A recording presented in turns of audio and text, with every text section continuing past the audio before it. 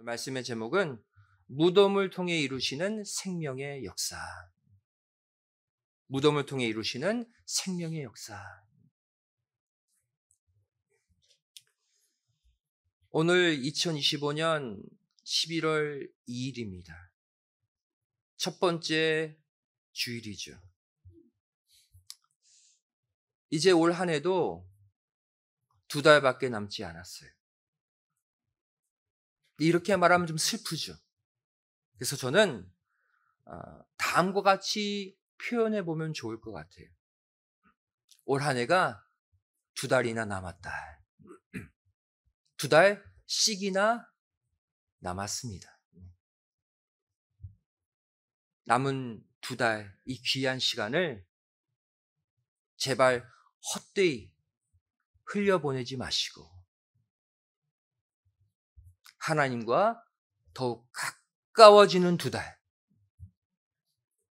사람들에게 소망과 기쁨과 사랑을 나누어주는 2달로 살아가시기를 주님의 이름으로 간절히 축원드리겠습니다. 흔히들 이 기독교를 가리켜서 무덤이 없는 종교다, 생명의 종교다, 이렇게 말을 합니다. 맞는 말입니다. 예수님께서 우리의 죄를 걸머지시고 십자가에 대신 달려 죽으셨기 때문에 이제 사망 권세는 절대로 우리를 해할 수 없다. 이 확고한 믿음이 기독교의 변치 않는 진리죠. 그것이 우리의 소망입니다. 하지만 그럼에도 불구하고 오늘 본문 말씀은 마지막 부활의 역사를 맞이할 존재들을 가리켜서 뭐라고 표현하고 있습니까? 무덤 속에 있는 자들이다. 무덤에 있는 존재들로 표현하고 있어요. 오늘 본문 말씀은 2가지의 관점으로 해석할 수 있습니다. 첫 번째는 문자 그대로 마지막 때 육신적으로 죽은 자들이 부활하는 역사를 가리켜요. 무덤 속에 있는 자들이 생명의 부활로 나올 것이다. 두 번째는 육신적으로 살아있는 자가 가지고 있는 마음속 무덤을 또한 의미하고 있습니다. 마음속에 있는 무덤. 오늘은 이 2번째 무덤에 관해 여러분과 함께 은혜를 나누고자 합니다.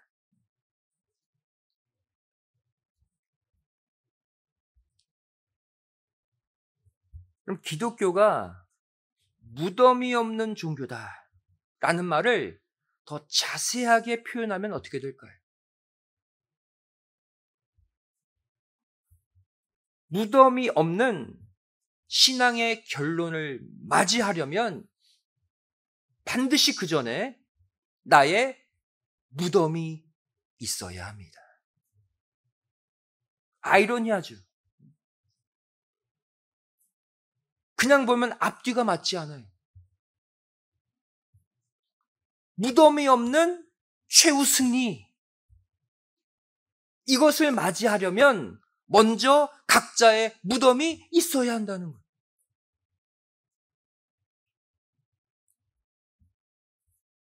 그렇다면 이 무덤은 과연 무엇을 말할까요?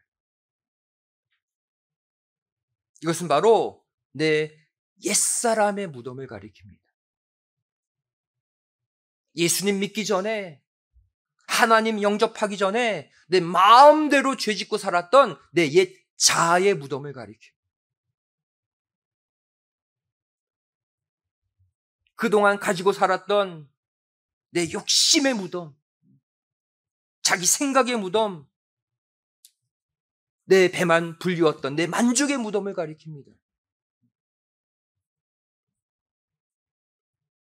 성도 여러분, 이 성경이 우리 인간에게 영생을 주는 책, 구원을 주는 책임에도 불구하고 영생과 죽음을 동일한 비중과 동일한 분량으로 다루고 있다는 걸 알고 계십니까?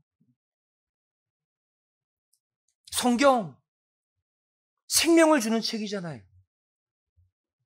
그럼 생명, 영생이라는 단어가 더 많이 기록될 것처럼 보이죠. 아니에요. 성경에 영생이라는 단어가 총 세보면 53회 나옵니다. 그렇다면 그 반대되는 죽음이라는 단어는 성경에 몇 번 나올까요?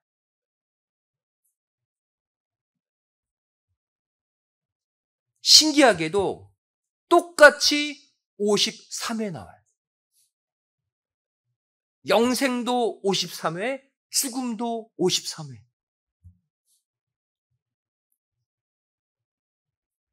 왜 하나님의 말씀 성경이 생명의 책임에도 불구하고 영생과 죽음을 똑같은 분량으로 똑같이 강조하고 있을까요?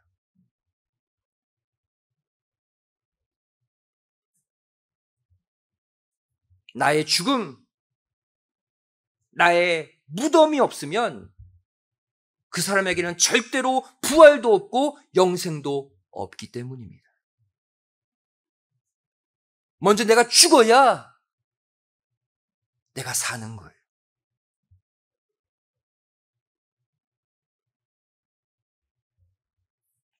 그렇다면 성경은 이 무덤, 이 죽음을 어떻게 정의하고 있습니까? 로마서 6장 4절 PPT에 나옵니다.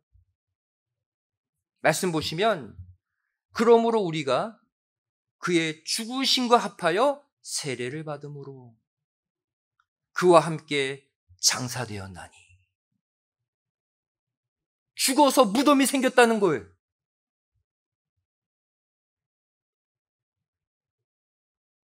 근데 이 죽음은 그냥 나 혼자 내 의지대로 죽는 그러한 죽음, 그러한 무덤이 아닙니다. 로마서 6장 4절 잘 보세요. 그의 죽으심과 합한 죽음. 그와 함께 장사되는 거예요. 예수님과. 바로 예수님의 죽으심과 연합된 죽음을 말해요. 예수님과 함께 들어가는 무덤이 되어야 한다는 거예요. 그래야 소망이 있습니다.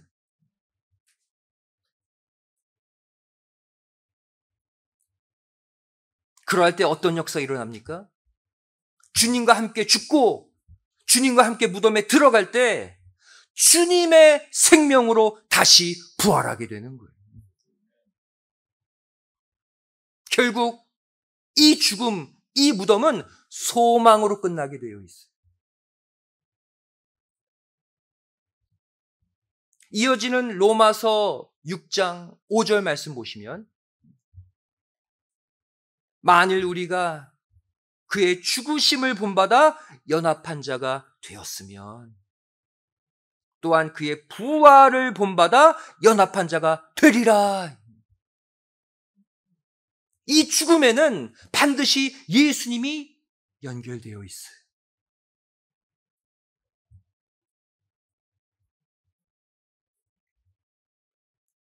여러분, 오늘 본문 말씀 요한복음 5장을 보시면 인간들이 갖는 무덤도 두 종류의 무덤이 있다고 말씀하고 있습니다. 거기에 따라 그 결과도 두 종류로 나뉘어져요.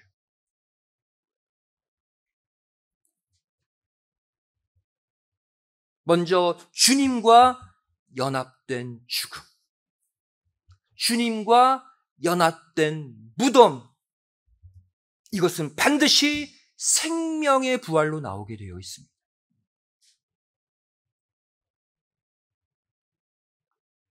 이 무덤은 놀랍게도 천국, 영생을 보장하는 무덤이에요.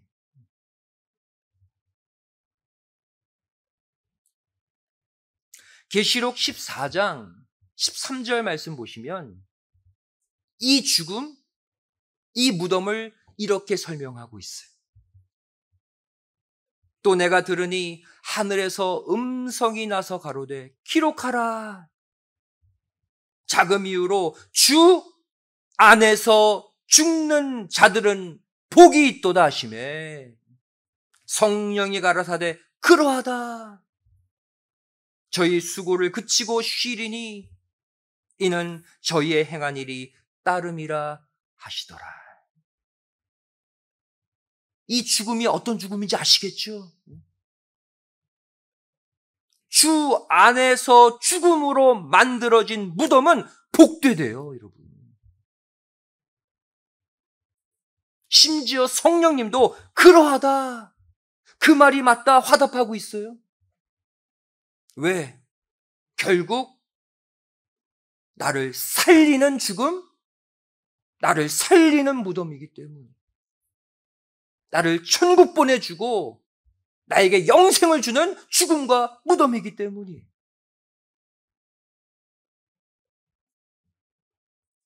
반면 또 다른 종류의 죽음과 무덤이 있습니다. 뭡니까?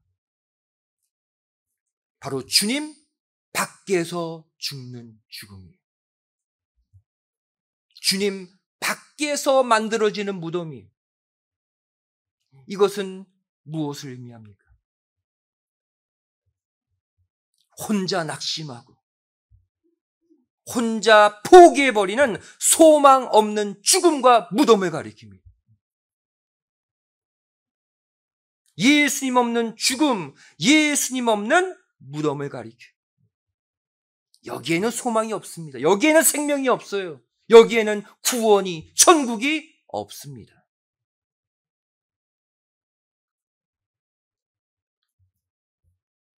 이러한 사람은 오늘 본문을 보시면 심판의 부활, 멸망의 부활로 나온다고 말씀하고 있죠. 결과가 달라요. 사랑하는 성도 여러분, 우리에게 예비된 부활, 영생을 얻기 위해 각자의 무덤을 만드시되 그 무덤이 주 안에서 주와 연합된 무덤이 되시기를 부탁드립니다. 반드시 이 무덤이 있어야 돼요. 나의 의지, 나의 계획, 내 자신의 간절한 그 꿈, 내 욕심을 이루기 위한 모든 성취 계획, 이것은 다 죽어서 무덤에 들어갑니다. 하지만 내 속에 생명의 주 되시는 예수님이 살아계시니 저는 여전히 소망이 있습니다. 이런 고백을 할 수 있는 죽음들이 되시기 바랍니다.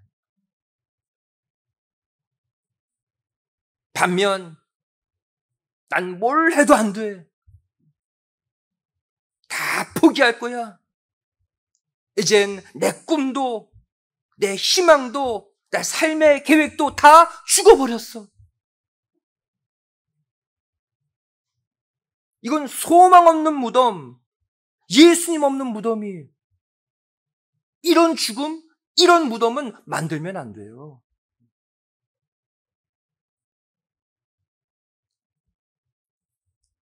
여러분, 이 땅에서 많이 사용하는, 입버릇처럼 사용하는 여러 말들 가운데 죽겠다라는 말이 있습니다. 뻑하면 죽겠대요. 더워서 죽겠다. 추워서 죽겠다.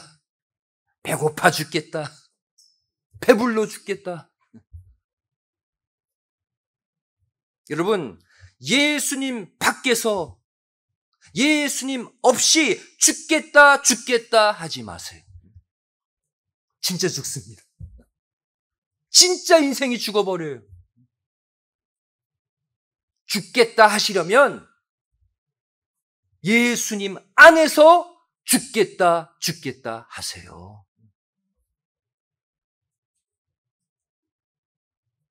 말을 좀만 바꾸시면 돼요. 아유, 죽겠네. 아유, 저 사람 때문에 죽겠네. 아유, 너 때문에 죽겠네. 한 단어만 더 넣으세요. 아유, 예수님 안에서 죽겠네.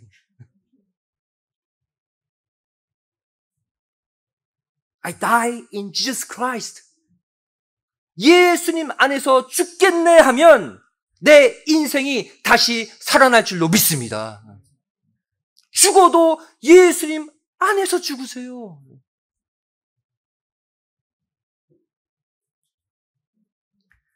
성경을 가만히 보시면 특별히 죽는다를 되게 많이 언급한 사람이 나옵니다. 근데 정말 신기하게도 그 사람은 위대한 복음 전도자 사도 바울이에요. 바울처럼 죽는다 많이 말한 사람이 없어요. 와, 이 사람 비관론자인가 보다. 아니에요.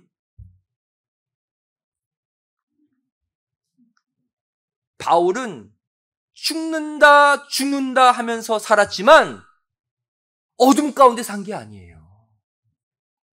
소망 없는 죽음이 아니에요. 소망이 있는 죽음을 외쳤습니다.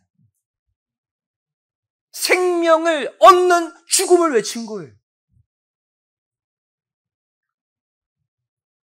많은 구절들이 있습니다. 간단히 볼까요? 로마서 6장 2절 바울이 뭐라고 고백합니까? 죄에 대하여 죽은 우리가 어찌 그 가운데 더 살리요? 죄에 대한 죽음, 소망의 죽음이죠. 또 로마서 6장 8절 만일 우리가 그리스도와 함께 죽었으면 또한 그와 함께 살 줄을 믿노니 소망의 죽음이에요. 로마서 6장 11절 이와 같이 너희도 너희 자신을 죄에 대하여는 죽은 자요. 로마서 7장 4절 율법에 대하여 죽임을 당하였으니 바울이 말하는 죽음이 뭔지 아시겠죠? 로마서 7장 6절 이제는 우리가 얽매였던 것에 대하여 죽었으므로 이런 것들에 대해 죽어야 돼요. 우리는 로마서 14장 8절 우리가 살아도 주를 위하여 살고 죽어도 주를 위하여 죽나니 주를 위해 죽으면 살 줄로 믿습니다. 살아나는 죽음이에요. 이거는요. 고린도전서 15장 31절 죽음의 쐐기를 박죠. 나는 날마다 죽노라. 옛사람의 죽음, 죄악을 쫓았던 그 욕심에 대한 죽음, 뜻과 상관없는 예수님과 상관없는 모든 것들에 대해 죽겠다는 한마디로 말해 바울은 자신의 무덤이 분명히 있는 사람이었습니다. 옛사람이라는 명패를 단 무덤이. 그리고 이 무덤은 주님과 연합된 무덤, 생명의 무덤, 산 소망의 무덤이었기에 감히 12 제자들도 외치지 못했던 부활과 변화, 영생의 메시지를 홀로 동시에 외칠 수 있었습니다. 자기 무덤을 만든 바울이었기에 오히려 부활과 영생의 메시지의 주인공이 된 거예요. 고린도전서 15장 52절에 바울이 또 이것을 고백하죠. 나팔 소리가 나매 죽은 자들이 썩지 아니할 것으로 다시 살고 부활. 우리도 변화하리라. 변화, 영생. 자신의 무덤이 분명히 있었던 바울이었기에 부활 변화 또한 자신 있게 외칠 수 있었어요. 성도 여러분, 내 자신의 무덤이 만들어지려면 중요한 조건이 하나 있죠. 반드시 내가 먼저 뭐 해야 돼요? 죽어야 돼요. 내 욕심, 내 자존심, 내 감정 버젓이 살아있는데 어떻게 무덤이 만들어집니까? 그게 죽어야죠. 내가 죽어야 무덤이 만들어지는 거예요. 그렇다면 구체적으로 우리가 맞이해야 될 죽음은 과연 어떠한 죽음을 말하는가? 바로 내 생각, 내 욕심, 내 의지, 내 고집을 다 죽이고 예수님께 두 손 들고 완전히 항복하는 것을 의미합니다. 나의 죽은 무덤이란 항복을 의미해요.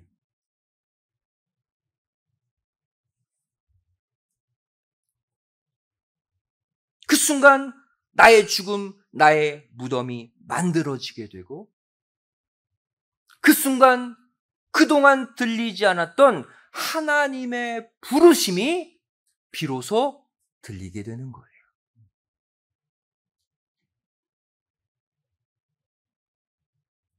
성도 여러분, 하나님의 부르심이라는 것이 있습니다. 하나님의 부르심, 콜링이라고 그러죠. 이 하나님의 부르심은 일종의 라디오 주파수와 같습니다. 라디오 주파수를 딱 맞춰야 그 채널이 들리잖아요. 하나님의 부르심의 주파수는 6,000년 구속 역사 내내 단 한 번도, 단 하루도, 단 한 시간도 멈추지 않고 모든 인간들에게 계속해서 보내지고 있어요.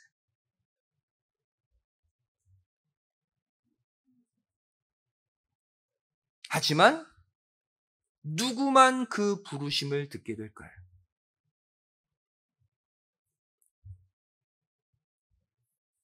부르시는 그분과 같은 마음이 되고 같은 뜻을 품을 때 비로소 들리게 됩니다. 부르시는 분과 같은 주파수를 맞출 때 들리게 되는 거예요. 라디오처럼.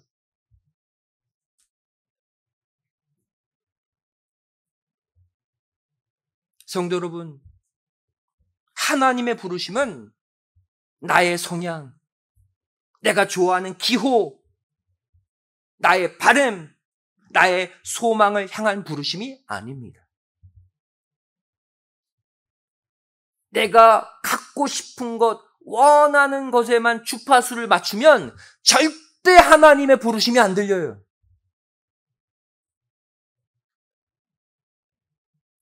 하나님의 부르심은 내가 뭘 좋아하는지, 내가 뭘 원하는지에 초점이 맞춰져 있지 않습니다. 철저하게 하나님의 뜻, 하나님의 바램만을 담은 주파수, 부르심이. 그럼 어떻게 해야 그 주파수, 그 음성을 들을 수 있을까요? 하나님의 바램에 내 바램을 맞춰야죠. 하나님의 선한 계획의 주파수에 내 인간의 삶의 주파수를 맞춰야죠. 그래야 들릴 거 아닙니까?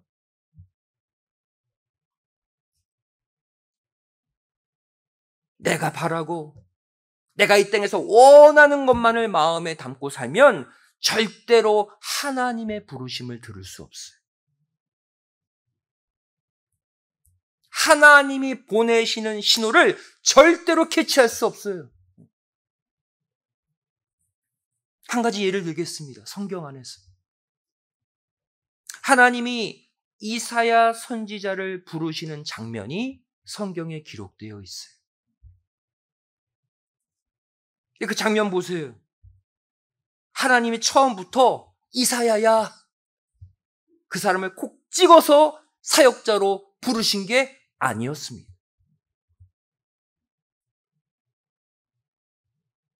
이사야서 6장 8절 말씀 보세요. 하나님의 부르심의 성격이 나오죠. 내가 또 주의 목소리를 들은즉 이르시되 내가 누구를 보내며 누가 우리를 위하여 갈꼬. 그때 내가 가로되 내가 여기 있나이다 나를 보내소서. 하나님이 주파수를 어떻게 던지고 계십니까? 이사야야 이렇게 부르지 않았어요. 내가 누구를 보내며 누가 우리를 위하여 갈 거예요. 누가? 즉 하나님께서는 전 세계 모든 사람들에게 공평하게 주파수를 다 보내고 계시는 거예요.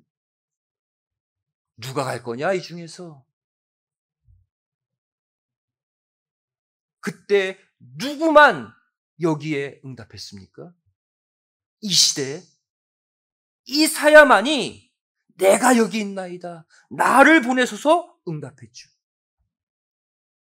다시 말하면 이 당시 수많은 인간들 가운데 오직 이사야만이 하나님의 부르심의 주파수에 자신을 맞췄다는 거예요. 하나님은 공의의 하나님이십니다. 누구만 사랑해서 누구만 부르는 게 아니에요. 모두를 부르세요. 모두에게 주파수를 날리십니다. 그 하나님의 부르심의 주파수에 내 인생을 걸고 그 주파수에 맞출 때 그 사람이 듣는 거예요.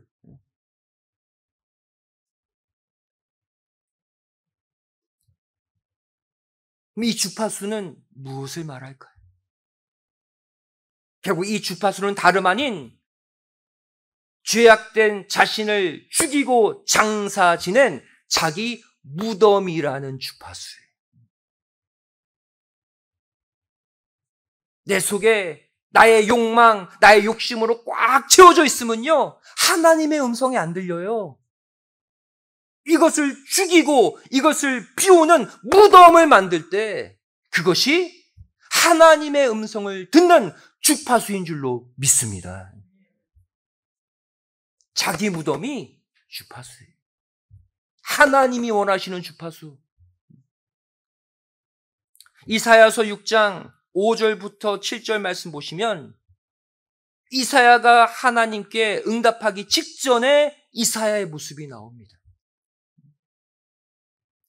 그때 내가 말하되 화로다 나여 망하게 되었도다.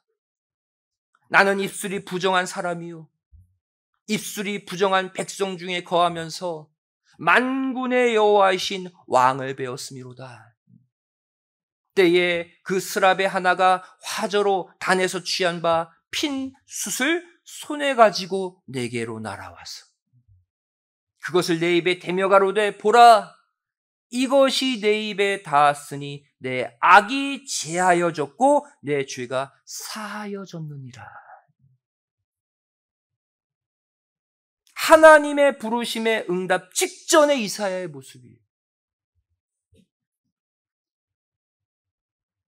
이사야가 뭐라고 고백합니까? 화로다 나여 망하게 되었도다. 나는 입술이 부정한 죄악된 사람입니다. 이것이 바로 자기를 죽이는 고백이에요. 자기 무덤을 만드는 고백을 지금 이사야가 한 거예요. 나는 아무것도 할 수 없는 무능한 사람입니다. 저는 완전 죽은 자와 같습니다.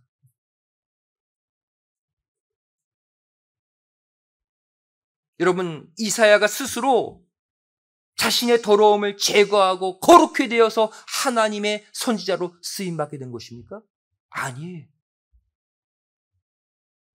이사야는 그냥 난 죄인입니다. 전 하나님 앞에 죽은 자입니다. 이 고백한 것밖에 없어요. 그때 이사야가 하나님께 항복했을 때 내 모든 것을 죽이고 하나님 앞에 엎드렸을 때 하나님이 천사를 동원해서 스랍을 동원해서 숯불에 입을 대어주심으로 이사야를 깨끗하게 만드신 것. 우리는 항복할 뿐이고 하나님이 우리를 고쳐서 사용하심을 믿으시기 바랍니다. 하나님의 사명자는 그렇게 탄생하는 거예요. 그 다음 이사야 6장 8절이 등장하죠. 누가 나를 위해 가겠느냐? 주파수를 보내자 이사야가 곧바로 제가 가겠습니다 응답한 거예요. 왜? 자기 무덤이라는 주파수가 이때 생겼기 때문이에요. 이 당시 모든 사람들이 자기 마음을 비우지 못하고 자기 무덤을 만들지 못하고 자기 멋대로 자기 뜻대로 살아갈 때 이사야는 자신을 죽이고 무덤을 만들고 하나님의 음성을 듣고 응답한 거예요. 사랑하는 성도 여러분, 이 시간 하나님이 여러분에게 바라시는 것은 부활을 주시기 전에, 영생을 주시기 전에, 또 사명을 맡기시기 전에 먼저 내 옛 속성, 옛 사람의 속성을 죽이는 주 안에서의 무덤임을 꼭 잊지 마시기 바랍니다. 하나님 앞에 나를 다 죽이세요. 다 비우세요. 그리고 하나님께 두 손 들고 항복하세요. 여러분, 진정한 자기 부정은 내 속에 있는 선한 의지까지 부정하는 거예요. 내가 선해서, 남보다 착해서, 남보다 좀 더 잘 믿어서 하나님이 나를 쓰시는 것이 아니라 내 모든 의지와 능력까지 다 죽어서 무덤 속에 들어가 버린 나는 다 죽어서 아무짝에도 쓸모없는 나를 예수님의 생명으로 다시 살리셔서 나를 사용하심을 믿으시기 바랍니다. 이게 부활의 신앙이에요. 나는 죽고 예수님의 생명으로 살아서 그 생명과 그 은혜와 그 힘으로 일하는 것. 로마서 12장 1절은 우리가 드려야 할 영적 예배를 이렇게 표현하고 있죠. 너희 몸을 하나님이 기뻐하시는 거룩한 산제사로 드리라. 이는 너희의 드릴 영적 예배다. 여러분, 제사가 뭡니까? 제사는 산 제물이 죽을 때 이루어지죠. 근데 어떻게 제사가 산 제사가 될 수 있습니까? 제물이 죽을 때 제사가 치러지는데. 오늘 모든 말씀의 결론이 여기 들어있어요. 바로 내 옛사람이 죽어서 무덤 속에 들어가지만 죽은 제물 된 거예요. 하지만 그 순간 예수님의 생명으로 곧바로 다시 살기 때문에 산 제사가 될 수 있는 것입니다. 이것이 우리가 오늘 드리고 있는 영적 예배의 정의예요. 예배는요, 죽음과 생명이 동시에 일어나는 곳이에요. 내가 죽고 곧바로 예수님의 생명으로 살아서 하나님 만나는 시간이 오늘 이 예배 시간인 줄로 믿습니다. 오늘 이 예배뿐 아니라 앞으로 드리는 모든 예배들이 각자의 무덤을 통과해서 거룩한 산제사로 드려지는 진정한 영적 예배, 성령의 예배가 꼭 되어지시기를 주님의 이름으로 간절히 축원드리겠습니다. 기도하시겠습니다. 사랑하신 아버지 하나님, 저를 이 시간 예수님의 생명, 예수님의 부활의 은혜를 체험하기 전에 먼저 내 속에 만들어야 할 각자의 죽음, 각자의 무덤이 있음을 깨닫게 하여 주심에 감사드립니다. 그동안 나의 욕심, 나의 야망, 내 육적인 계획이 버젓이 살아있는 채로 예수님의 부활, 예수님의 생명을 얻고자 하진 않았습니까? 이 시간 이러한 나의 옛 속성을 다 죽이고